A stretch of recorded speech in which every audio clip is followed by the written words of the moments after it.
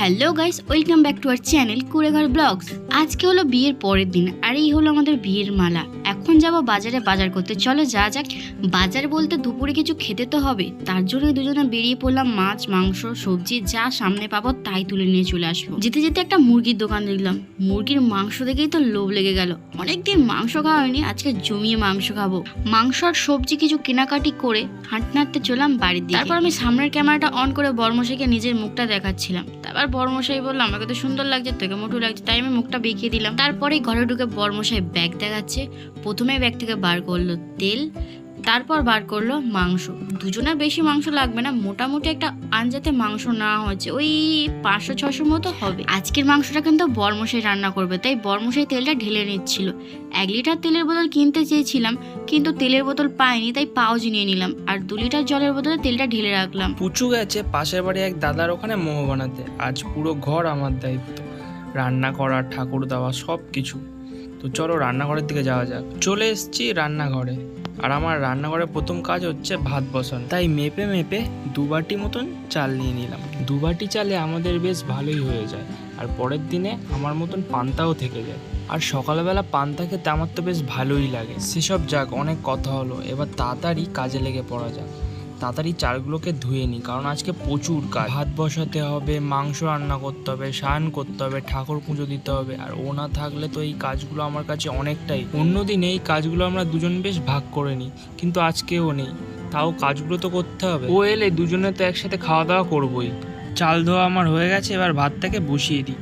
অনেক কাজ, সময় নষ্ট করলে হবে না। ওদিকে ভাতটা হোক আর আমি এদিকে সবজিগুলোকে কেটে নেব। একটা বেগুন নিয়েছি, 3টে আলু নিয়েছি, টমেটো পেঁয়াজ তো রয়েছে। ভাবছি বেগুনটাকে ভাজা ভাজা করব, আর আলু দিয়ে মাংসটাকে রান্না করব। আলুগুলোকে তাড়াতাড়ি ছাড়িয়ে নিই।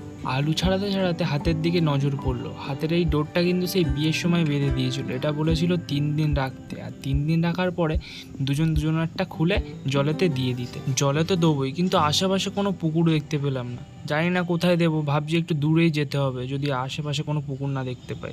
কিন্তু আমরা খুব একটা বেরোই না, কোথায় আর যাবো আর কোথায় আর খুঁজবো পুকুর। বাড়িতে যখন ছিলাম তখন একটা বাইক ছিল, সেই বাইকটা চড়েই এদিক ওদিক ঘুরে বেড়াতাম, কিন্তু সব ছেড়ে চলে এসেছি যখন বাইকটাকেও ছেড়ে আসতে হয়েছে। কথায় কথায় আমার সবজিগুলো কাটা হয়ে গেছে, আর ভাতও এদিকে ফুটতে শুরু করেছে। কাটা সবজিগুলোকে আমি এদিকে সুন্দরভাবে সাজিয়ে রেখেছি। এইবারে আদা রসুনগুলোকে ভালো করে থেঁতে নেব, কারণ এখন আমাদের শিলনোড়াও নেই আর মিক্সি মেশিনও নেই, তাই এটাই আমাদের সম্বল। রুটি করা বেলনা দিয়ে কাজটাকে মেটাতে হবে। খুব একটা ভালোভাবে হয় না, কিন্তু কাজ চালানোর মতন হয়ে যায়। সংসারে সবই রয়েছে, একটা শুধু ওই শিলনোড়াই বাকি আছে।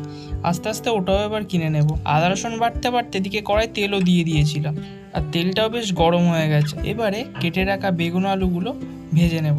গরম তেলে আগে বেগুনগুলোকে দিয়ে দিলাম। বেগুন ভাজা খেতে কিন্তু আমাদের দুজনেরই ভালো লাগে, দুজনের খুব পছন্দ।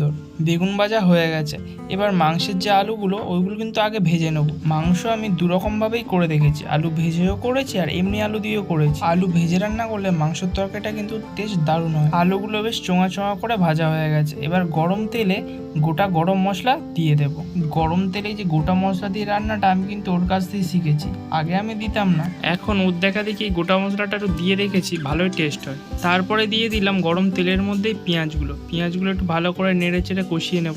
পেঁয়াজগুলো বেশ কষানো হয়ে গেছে, এরপরে একে একে মাংসগুলোকে দিয়ে দিলাম। মাংসর পিসগুলো ভালোই বড় বড় সাইজের ছিল।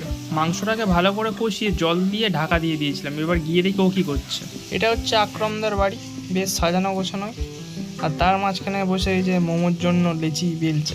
আমি তো গিয়ে জিজ্ঞাসা করলাম যে কতগুলো বেললে, বললো এই 150 খানা বেলেছি, এখনও 150 খানা বাকি। আর আমি আপাতত বিকেলে করে এই দাদার দোকানেই যাই মোমো স্টলে দাঁড়াতে। বাড়ি চলে এসেছি, এবার রান্নাঘরে গিয়ে দেখাই কি রান্না হয়েছে। মাংসটা তো চাপিয়ে দিয়ে গেছিলাম, এসে দেখেছি মাংসটা হয়ে গেছে। এবার তোমরা দেখে বলো তো কেমন লাগছে মাংসটা। জানি খেতে পারবে না, কিন্তু কালারটা দেখে বলো কেমন হয়েছে। আর এদিকে বেগুনও ভেজে রেখেছি, এবার দেখি ও এসে কি বলে, একসাথে তো খাবো। বাড়ি এসে গেট খুলে দেখি বর্মশাই দাঁড়িয়ে আছে, আর হাতে ছিল মাইনে, মানে প্রথম দিনের প্রথম টাকা। আরে হ্যাঁ, আমি তো বলতেই ভুলে গেছিলাম, আজকে আমি প্রথম কাজে গিয়েছি, আর প্রথম দিনে দিয়েছে 150 টাকা। ডেলির টাকা ডেলি দিয়ে দেবে বলেছে দাদা। কাজ বলতে তেমন কিছু ছিল না, একটু পেঁয়াজ ছেলা, ময়দা মাখা, আর ওই 300-400 পিস লেচি বেলা, ব্যাস। সে যাই হোক, এসে রান্না করা দেখতে লেগে গেলাম বর কেমন কি রান্না করেছে। একটু সেন্টও শুকে নিলাম। আহা কি সুন্দর যে রান্নার সেন্ট উঠেছিল, আর সাথে দেখছে বেগুনও ভেজেছে। এটা আমি জানতাম না। সে যাই হোক, আমি স্নানটা করে আসি, খাবার নিয়ে বসে পড়েছি খেতে। প্রথমবারই বেগুন ভাজা দিয়ে ভাতটা ট্রাই করলাম। মিথ্যে কথা বলবো না, আমার বর কিন্তু রান্না ভালোই পারে। বেগুনটা একদম পারফেক্ট ভেজেছে, সত্যি বলছি। বেগুন ভাজার পরে দিয়ে দিল মাংস। আমার তো 2 পিস মাংস। প্রথমে দিয়ে দিল আলু আর ঝোল। উফ, দেখেই জিভে জল চলে আসছে। যেমন সুন্দর কালার আর তেমন সেন্ট উঠেছে।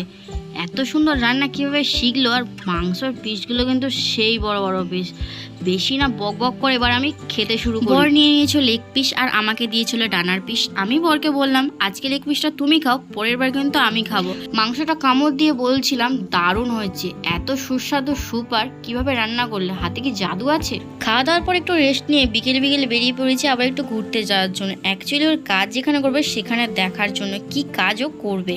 এখন তো আমাদের কাছে বাইক নেই, তাই কিছুটা হেঁটে, কিছুটা বাসে আর কিছুটা অটোতে করে আমরা যাতায়াত করি। সত্যি বলতে এতে আমাদের কোনো কষ্ট হয় না। কখন যে গল্প করতে করতে রাস্তা পেরিয়ে যাই আমরা নিজেরাই জানি না। তো আমরা আজকে চলে এসেছিলাম সাউথ সিটি শপিং মলে। কোনো কেনাকাটা কিন্তু করতে নয়, এখানে একটু এসেছিলাম ঘুরতে। আর সামনেই ওর একটা কাজ ছিল, তাই এসে একটু বাচ্চাদের গেমিং সেন্টারে ঢুকলাম।